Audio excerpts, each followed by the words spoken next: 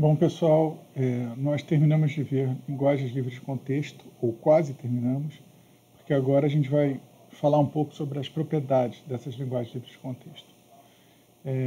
Para voltar um pouquinho, a gente lembra que no caso das linguagens regulares, elas eram fechadas, essas propriedades do fechamento, né? Em relação ao complemento, à concatenação, à estrela de Kleene, né? Feixe de Kleene, ao reverso, que é a imagem especular, a união e a interseção. Esse aqui saía trocando os estados finais e não finais do AFD. Esses dois aqui saíam por expressão regular. Esse aqui você pode fazer ou por gramáticas ou pode inverter as setas do FND, mas é um pouco mais complicado. E esses dois aqui saíam pelaquela construção do produto de AFDs, né? Então, essas propriedades todas eram verdadeiras para linguagens regulares. Vamos ver como é que funciona para o caso das linguagens livres de contexto. A gente quer saber se essa classe de linguagens é fechada em relação ao complemento, à concatenação, ao fecho de Kleene, ao reverso, à união e à interseção. Ok? Na verdade, o complemento era mais fácil fazer se deixasse para o final, mas vamos fazer de uma maneira mais complicada no início. Nós nos perguntamos, então, se L é uma linguagem livre de contexto, então o seu complemento também é linguagem livre de contexto. Para isso, a gente vai começar pensando na seguinte linguagem aqui. Essa linguagem aqui. Bom, primeiro, vou avisar que a gente vai usar esse fato aqui. Se L1 é regular e L2 é uma linguagem livre de contexto, então a interseção deles é uma linguagem livre de contexto. Isso daí você pode chegar a essa conclusão da seguinte forma. Só vou falar aqui oralmente como é que se faz essa demonstração. Você pode fazer o produto entre um AFD e um autômato compilha, você guardando a informação em que estado do AFD você está também. Quando você está controlando o estado do autômato compilha, você guarda o estado do autômato compilha e o estado do AFD. Então, você vai obter um autômato compilha e só vai para o estado final quando o estado do AFD também é estado final. A ideia é essa, né? Então, usando esse fato, a gente vai conseguir fazer essa prova, que é o seguinte. Essa linguagem aqui, A I vezes B, J vezes CK vezes, onde ou I é diferente de J ou J é diferente de K. Eu quero mostrar que isso aqui é uma linguagem livre de contexto. Primeiro, se o I é diferente de J, é porque o I é menor que J ou o I é maior que J. E se o J é diferente de K, é que o J é menor que K ou o J é maior que K, ok? Então, como é que eu faço a gramática livre de contexto que gera isso? É muito simples. Ela vai ter 4 casos. Esse caso aqui, o C me leva a qualquer quantidade, é o primeiro caso aqui. Aqui eu quero... Esse D vai me levar em quê? A leva em DB ou quantos Bs eu quiser. Quantos Bs eu quiser, inclusive 0 Bs. O A leva em 0 mais As, o B leva em 0 mais Bs e o C leva em 0 mais Cs. Então aqui eu posso ter quantos Cs eu quiser. O D tem a quantidade de B maior ou igual à quantidade de As. Então eu ponho um Bzinho aqui para garantir que é estritamente maior. Aqui é a mesma coisa. O E tem a quantidade de As maior ou igual à quantidade de Bs. Observem aqui, porque esse A pode levar em vazio também. O E pode levar em A e o A leva vazio. Aí a quantidade seria igual. Então, para garantir que é estritamente maior, eu ponho esse Azinho aqui. E mais os outros dois casos são totalmente análogos. Quantos As eu quiser, e depois uma quantidade de Bs e Cs, onde a de 6 é maior ou igual à quantidade de Bs, que é o F, e um C pequeno para garantir que ele é estritamente maior. E, finalmente, o quarto caso. Bom, então por isso aqui fica claro que essa linguagem é uma linguagem livre de contexto. E aí ficou fácil apresentar o outro exemplo. Eu não sei se L barra, o complemento dessa linguagem é livre de contexto ou não. Mas o L barra, vamos supor que seja, o L barra interseção com A estrela, B estrela, C estrela, é claramente essa linguagem aqui, né? A N, B, N, C, N, né? Que a gente já sabe que não é livre de contexto. Bom, mas como essa linguagem aqui é regular, se essa aqui é livre de contexto, essas duas essa aqui teria que ser livre de contexto, né? Então daí é que é a contradição, porque eu sei que não é. Logo, o L barra não é uma linguagem livre de contexto, e temos a resposta à primeira pergunta. Complemento de uma linguagem livre de contexto não necessariamente é uma linguagem livre de contexto. Ok? Bom, agora temos a seguinte pergunta. A concatenação de duas linguagens de contexto é uma linguagem livre de contexto? Essa sai facilmente por gramática. Se eu tenho uma gramática que gera L1 e uma outra gramática G2 que gera L2, e os símbolos iniciais delas são S1 e S2, respectivamente, eu tenho que acrescentar essa regra aqui, né? Se eu acrescentar essa regra, S leva em S1, S2,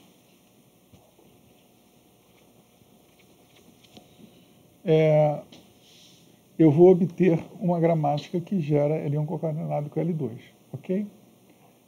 Tem que tomar alguns cuidados para elas não terem repetições de não terminal. Aqui está implícito isso com esse N1 e N2 aqui. Mas, então essa gramática aqui vai gerar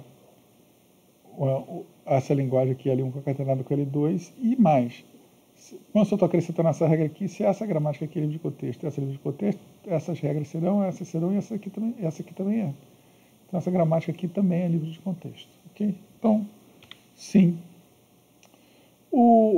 Esse aqui é o mais fácil de todos, porque se eu tenho uma gramática que gera L1, basta criar um novo símbolo não terminal e colocar ele levando em vazio ou SS'.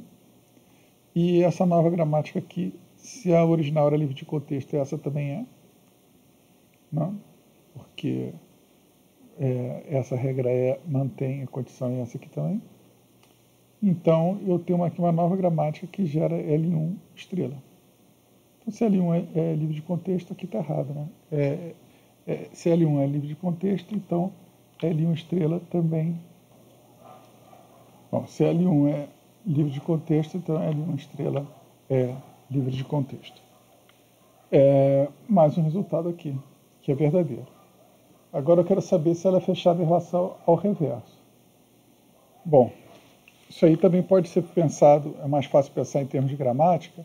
A ideia é fazer uma nova... Se eu pegar toda a regra que está aqui e inverter o lado direito, isso aqui vocês podem fazer com exercício, pode até cair na prova, fazer uma gramática que gere a linguagem reversa, né, espelhada.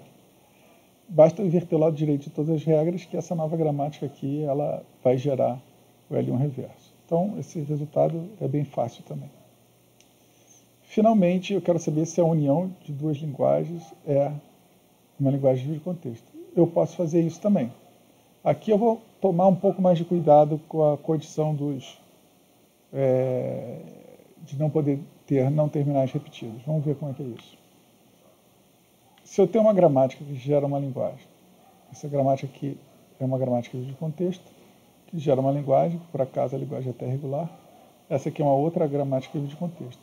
Se eu tentar ingenuamente usar uma nova regra, S leva S1 ou S2, e usar essas regras e essas regras, essa nova gramática aqui não funciona. Vocês estão vendo por quê? Ela não funciona porque essa gramática aqui gera só o B. Essa gramática aqui gera só o AA.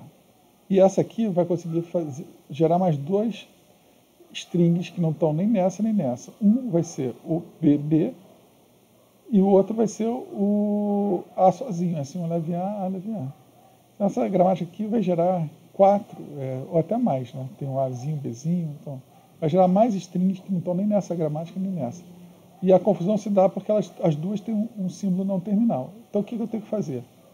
Primeiro, eu tenho que trocar o nome desses não terminais para que os não terminais da primeira gramática e da segunda gramática sejam conjuntos disjuntos.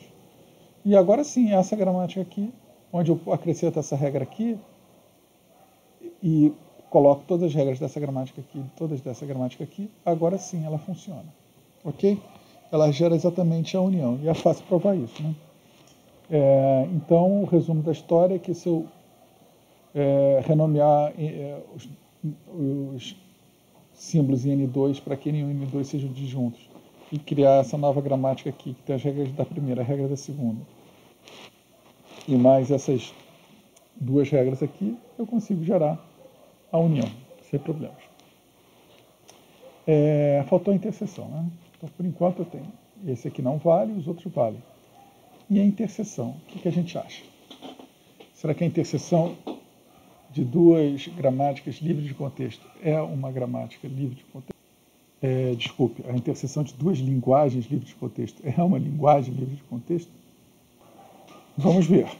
Bom, vamos considerar essa linguagem aqui. A repetido N vezes, B repetido N vezes, C repetido N vezes. Eu vou mostrar que ela é livre de contexto. Como que eu posso ver que ela é uma linguagem livre de contexto? Ora, eu vou gerar ela com essa gramática aqui. Repara que o D gera a mesma quantidade de A's e B's, e o C gera quantos C's eu quiser. De forma totalmente análoga, eu posso falar que essa outra linguagem aqui, B repetido N vezes, C repetido N vezes, e o A quantas vezes eu quiser, de forma análoga a essa, eu consigo fazer uma gramática livre de contexto que gera essa linguagem, portanto ela é livre de contexto. O problema é que a interseção dela dá essa famosa A N vezes, B N vezes, N vezes, que a gente já provou que não é livre de contexto. Então, isso é um contra-exemplo e essa última condição não vale. Ok, então temos aí as propriedades de fechamento de linguagens livres de contexto. E vamos ver os nossos exercícios. O primeiro, a gente viu que se L é livre de contexto, L estrela também é livre de contexto, mas agora eu estou sendo um pouco criativo e pedindo, eu quero que vocês exibam uma linguagem L que não é livre de contexto, mas que o fecho de clean dela seja uma linguagem livre de contexto. O segundo exercício é um exercício que já caiu em V6 antes, então eu tirei 2 itens fora porque são grandes, vocês podem fazer para treinar se quiser, mas a gente não vai fazer agora. Não vamos fazer para a próxima aula, não precisa fazer. Então, o que pede esse exercício que já caiu em prova? As gramáticas, eu pergunto se as gramáticas são regulares, bem boa a pergunta. Construir uma gramática livre de contexto G3 que gera união, isso é mais ou menos a construção que a gente viu agora há pouco. Determine se a gramática de G3 do item B é ambígua, isso aí é só para treinar a ambiguidade. Agora eu quero também que construir uma gramática de G3, ou que a de G3 gere a linguagem reversa da L de G2. Ou seja, pegar que gera reverso disso, também é um exercício sobre o assunto que a gente acabou de ver. Né? E o último item é um item mais criativo para saber se o init da linguagem gerada por G2 é livre de contexto ou não. Na verdade, eu estou querendo mostrar que é. Né? Mostrar que uma gramática livre de contexto G3 que gere init de L de G2. Né? E aqui eu explico de init de L, basicamente é o conjunto de todos os prefixos, de todos os strings da linguagem. Ok? Então esses são os exercícios. Eu espero que vocês tenham conseguido entender aí as explicações e a gente se vê na próxima aula. Até lá, então. Um abraço.